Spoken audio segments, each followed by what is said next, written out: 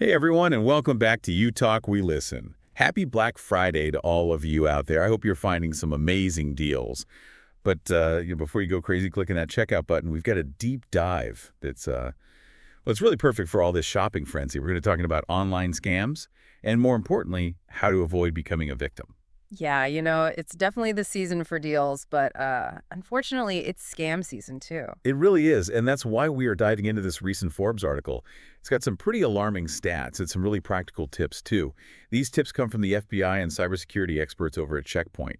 Get this. Online scams have surged a whopping 89% compared to just last year. So it's kind of a digital minefield out there, but don't worry, we're going to give you all the knowledge you need to stay safe. Yeah, we'll make sure you can spot those red flags and shop safely. Exactly. And before we get into all the details, we want to give a quick shout out to our sponsor, OtisWho Network. Okay, so let's talk scams. The FBI outlines 7 key warning signs to watch out for. And the first one, well, it's all about really scrutinizing that website URL. Make sure you see that HTTPS and that padlock icon.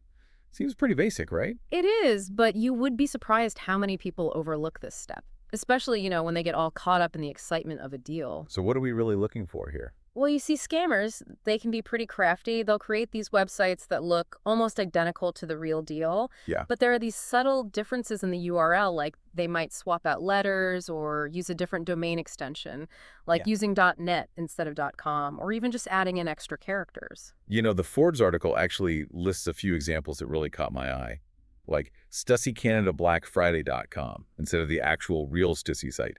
And then there's WayfairBlackFriday.com, which could so easily trick someone looking for a deal from Wayfair. Yeah, those are perfect examples. Those differences are so subtle that it's really easy to miss them if you aren't paying close attention. And that's exactly what these scammers are hoping for. It's almost like a high-stakes game of spot the difference. Exactly. And this is really where the psychology of scams comes into play. During Black Friday, we're bombarded with all these deals and limited time offers, so we're often in a rush to make a purchase. And that urgency and fear of missing out, well, that makes us less cautious and more vulnerable to those little tricks. It's almost like our own brains are working against us. In a sense, yeah, we're all wired to seek out those rewards and avoid losses. And scammers, they know this. They exploit this by creating that sense of urgency and scarcity. Okay, so checking the URL is crucial. What's the next red flag the FBI is warning us about? They really emphasize doing your research before you buy from any website you're not familiar with. Like, look for reviews from other shoppers. Do they have a history of satisfied customers, or are there tons of complaints about undelivered items or, poor quality of... But reviews can be tricky, though, can't they? I mean, how do you know if you're reading genuine reviews or if the seller just, fabricated them? That's a great point. It's so essential to be really discerning when you're reading reviews. Look for detailed reviews from verified buyers.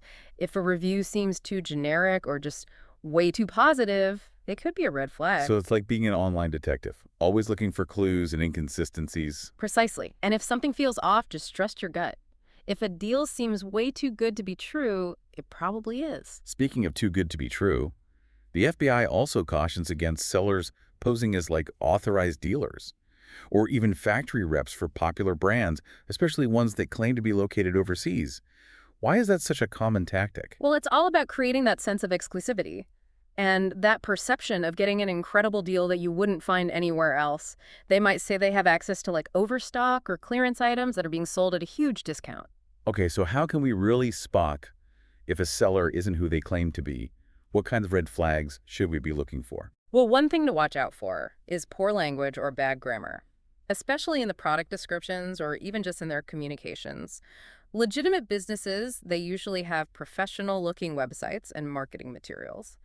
Another red flag is if they're asking for unusual payment methods, like wire transfers or payments through those third-party platforms that don't offer much buyer protection. What about those sellers who claim to be traveling overseas or dealing with some family emergency? Is that a red flag? Absolutely. That's a classic excuse that scammers use. It explains away why they can't ship from a U.S. address or, why their phone number has a foreign area code. It's just a way to create a sense of urgency and a plausible reason for why the deal is so good. It seems like the common thread here is to just be extra vigilant and skeptical, especially when you're dealing with unfamiliar sellers or those deals that seem way too good to pass up. You got it. Don't let the excitement of the deal cloud your judgment. Take your time, do your research, and don't be afraid to walk away if something feels off. Great advice. Now, I know you have some additional insights based on the checkpoint recommendations in this article. But before we dive into those, we're going to take a moment to hear from our sponsor, OtisWho Network. There are mentioned sponsor details here, keeping it brief. We'll be right back with more tips on how to stay safe online. So welcome back. Before the break, we were looking at some of those red flags from the FBI. We were really trying to get into the minds of these scammers. Yeah, it's kind of amazing how they can exploit our psychology, like our desire to get a good deal. Absolutely. Now, Checkpoint actually offers some really technical tips that can add another layer of protection. They reinforce the importance of really double-checking those URLs, looking for even the slightest misspellings or unusual domain names, and of course, always making sure that the website uses HTTPS and has that little padlock icon. Okay, so say I'm looking at a URL. What are Okay. some really specific things that should be like a red flag for me? Okay, well, let's say you're looking for deals on Nike shoes.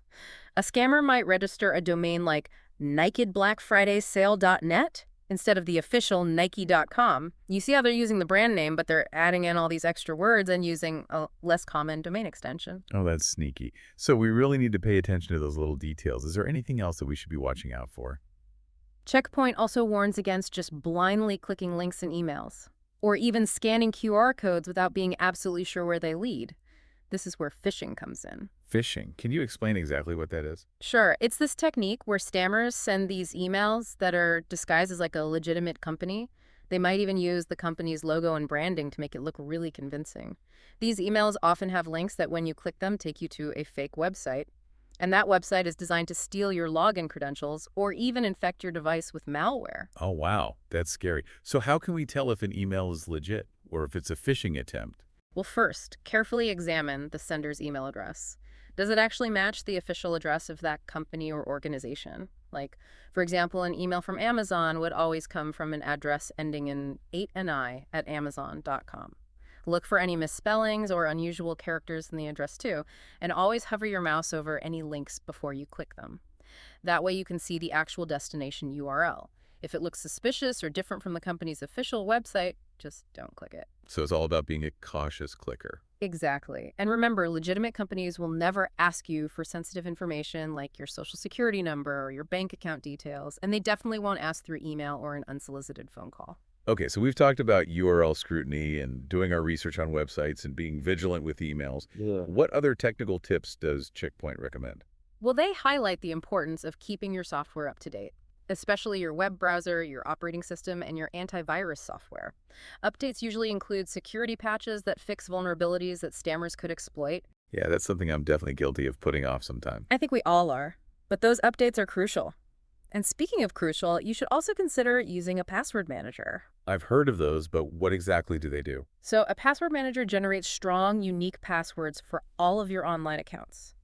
And it stores them securely so you don't have to remember all of them. This is so much safer than using the same password for multiple accounts. So if one of my accounts gets hacked, the damage is limited. Exactly. And whenever possible, you should also enable two-factor authentication for your important accounts. Now that's one I need a little more explanation on. Okay, so two-factor authentication adds this extra layer of security. It requires you to enter a code from your phone or your email in addition to your password when you log in. So even if someone steals your password, they can't access your account without that second factor. So it's like having a double lock on your digital door. Exactly. That's the perfect analogy. You know, all this talk about scams is Yeah. honestly making me feel kind of paranoid. It seems like they're everywhere. Well, it's understandable to feel that way, but remember, awareness is key. The more you know about these scams, the better equipped you'll be to avoid them. Okay, that is reassuring. But what about people who might not be as tech savvy, like older adults or people who aren't that familiar with being online? How can we help protect them? That's a really great question.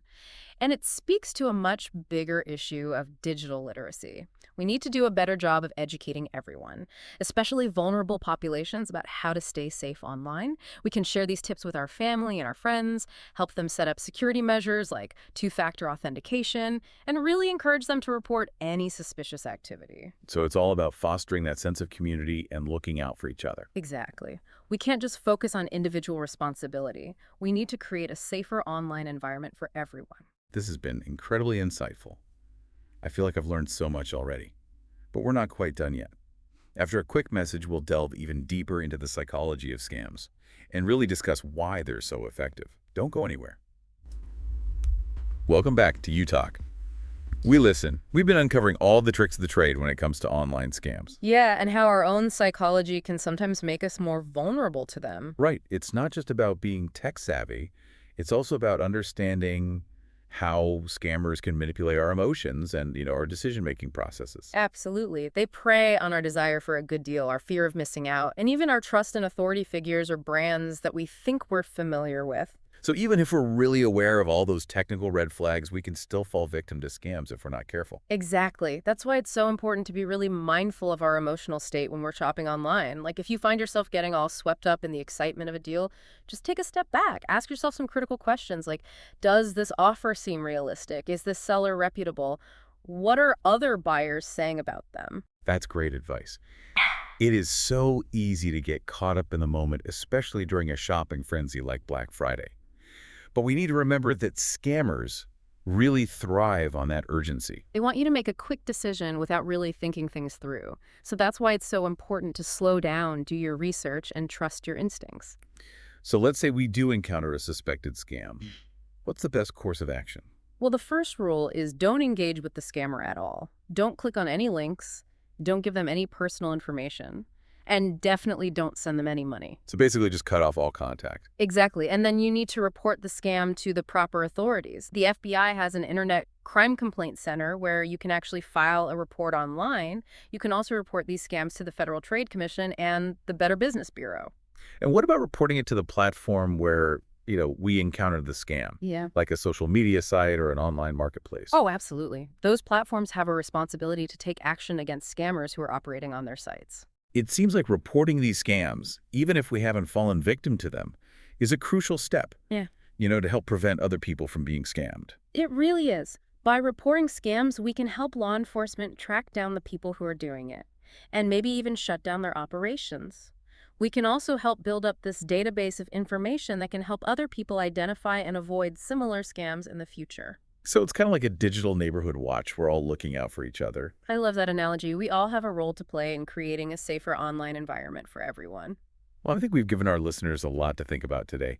Hopefully they'll be able to shop safely and confidently this Black Friday and beyond. I hope so too. Remember, knowledge is power. The more we understand about how these scams work and how to protect ourselves, the less likely we are to become victims. That's great advice. Thank you so much for joining us today. Your insights have been incredibly valuable. It's been my pleasure. And to all of our listeners out there, thank you so much for tuning in to You Talk, We Listen. Don't forget to check out our sponsor, OtisWho Network, for all your mentioned sponsor details here, keeping it brief. We'll be back next week with another deep dive into a topic that's important to you. Until then, stay safe, shop smart, and be sure to share your thoughts and experiences in the comments. We love hearing from you.